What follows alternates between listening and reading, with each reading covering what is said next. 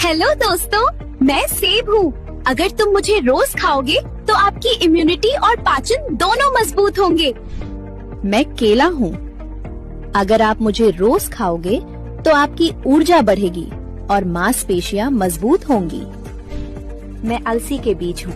अगर आप मुझे रोज खाओगे तो आपका हृदय स्वस्थ रहेगा और स्किन ग्लो करेगी।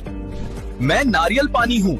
अगर आप मुझे रोज पियोगे तो आपका शरीर हाइड्रेट रहेगा और इलेक्ट्रोलाइट संतुलित रहेंगे।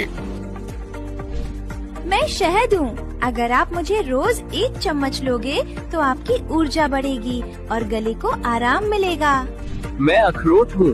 अगर आप मुझे रोज खाओगे तो आपकी याददाश्त तेज होगी और कोलेस्ट्रॉल नियंत्रित रहेगा।